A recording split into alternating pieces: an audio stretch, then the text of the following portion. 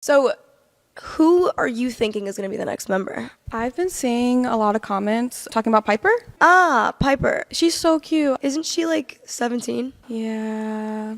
So, I mean, I think she's so cute. Like, I've seen her TikTok. She's adorable. Like, no, nothing wrong with her. But I think just you can't come here if you're under the age 18. Like, that's, it's not going to work. we love you. Yeah, we do love you. I think you're the cutest little thing ever. Your little dances. I see you, girl. Yes, we all see you and we love you and we appreciate it. And you're so funny. And I want to meet you. Yeah, just, now's not the right time. And, What do you mean by that? Today, we're diving into the Bop House, an influencer collective that's turning heads for all the wrong reasons. Now, if you're not familiar with the Bop House, think of it like Team 10 or the Hype House, but with a very different twist. Instead of the usual mix of influencers, the Bop House is made up entirely of OnlyFans creators who also post on TikTok and Instagram. However, there's a catch. The content they create on these platforms isn't really about building a brand or showcasing their creativity, it's all about driving traffic to their OnlyFans. Let's talk about Sophie Rain, probably the biggest name to come out of the Bop House. Sophie has a staggering 11 million followers on TikTok, where she posts your typical girly videos, dancing, lifestyle clips, and the like. But here's where it gets interesting. Sophie brands herself as a Christian good girl on TikTok, which might sound wholesome, right? But there's a huge contradiction when you realize she's also running an OnlyFans account, which is, well, not exactly the kind of good girl behavior you'd expect. Despite this irony, it's working. Sophie reportedly made around $40 million last year. Yes, you heard that right, $40 million, which is just insane. This money comes from the very followers she attracts on platforms like TikTok, who then click the link in her bio, leading them straight to her OnlyFans page. Sophie isn't alone, though. Another notable member of the Bop House is Leela. While Sophie sticks to the more innocent type of content, Leela takes a different route. Her content focuses more on flaunting her looks and shaking what she's got, and she knows exactly what works. It's clear the Bop House brand thrives on this type of content: sex appeal, attention-grabbing videos, and a quick transition to OnlyFans subscriptions. Leela is a perfect example of how the Bop House functions. These creators use platforms like Instagram and TikTok to pull in followers, who then end up subscribing to their OnlyFans accounts, fueling the money-making machine. But here's the thing, the Bop House isn't exactly a content house in the traditional sense. When you think of a content house, you probably imagine creators collaborating on diverse, high-quality projects. But the Bop House? It's essentially a group of people posting short, flashy videos with the sole aim of getting viewers to sign up for their OnlyFans. There's no long-form content, no real creative endeavors, just a quick and effective funnel from social media to subscription. This raises the question, is this sustainable? I mean, there's no real talent or unique value these creators are offering beyond their looks. Sure, they're good at getting attention, but is there any real substance to the content? Not really. It's pretty clear that the Bop House is more about cashing in on a very specific audience, lonely guy scrolling through TikTok, seeing these girls, and eventually subscribing to their OnlyFans to get more. So, while they're marketing themselves as this new age content house, it's really just a network of OnlyFans creators using social media as a way to funnel people into paying for explicit content. The real question is how long they can keep this up. Will the novelty wear off, or will the Bop House continue to thrive on this strategy of quick, attention-grabbing content leading to paid subscriptions? Out of all the Bop House members, the only one trying to create long-form content is Camila Araujo. But here's the problem, her content isn't consistent, and frankly, it's not very good.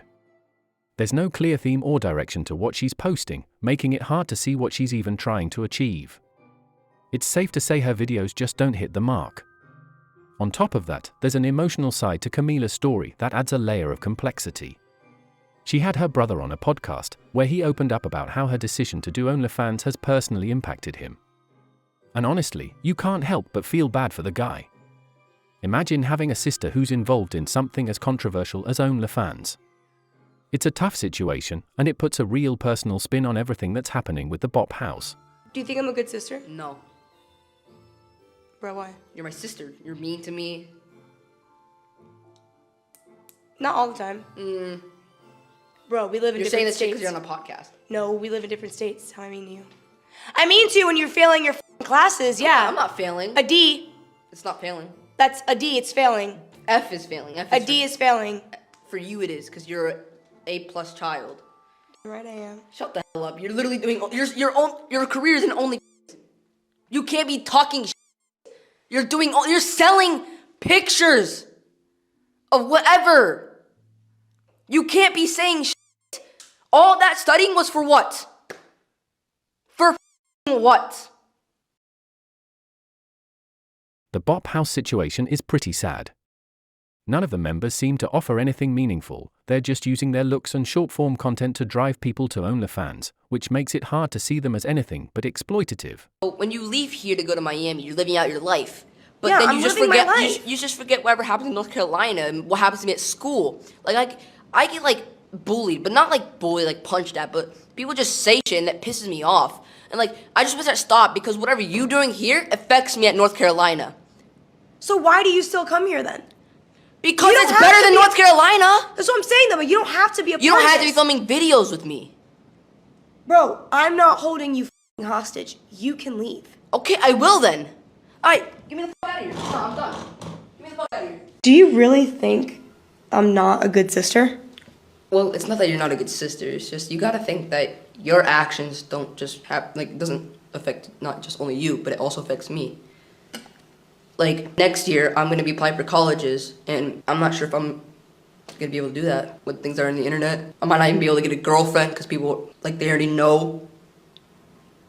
In public, people ask me, "Do you really like your sister? Do you really approve of this?" Like, I actually don't think this could work in my future. Christian, with everything that I'm doing, I've never once wanted it to affect you like this.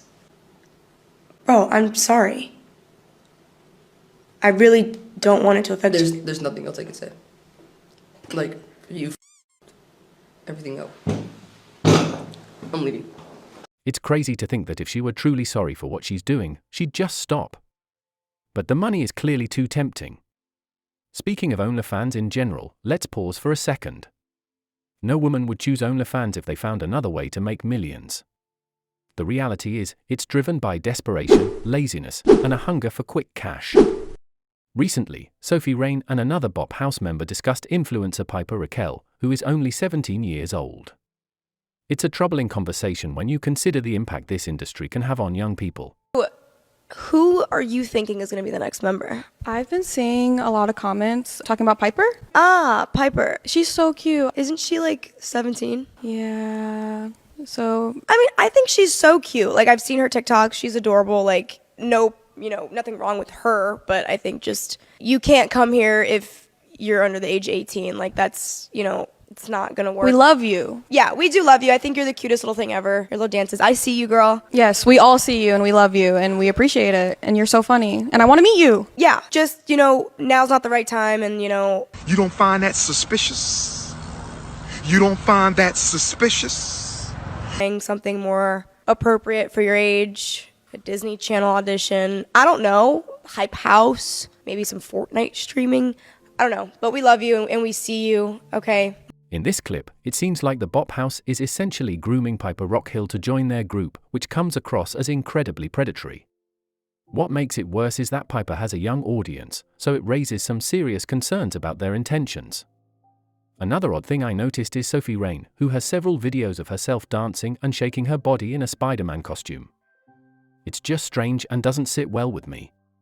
Overall, the vibe I'm getting from all of this is uncomfortable, and I really don't like it. The main issue here is that it seems like Sophie Rain is intentionally trying to target kids to build her audience, which is, without a doubt, predatory. While it's possible she just filmed herself in a Spider-Man costume for fun, it clearly feels like she's marketing to a younger crowd, something that's problematic when you're an adult content creator. On top of that, the whole Bop House situation is just wrong. They're considering bringing in a 17-year-old once she turns 18, and the fact that they even discussed this in a podcast is both disturbing and morally questionable. To me, the Bop House feels like a digital prostitute house, using TikTok for subtle promotion and marketing. Everything about it just feels gross and messed up.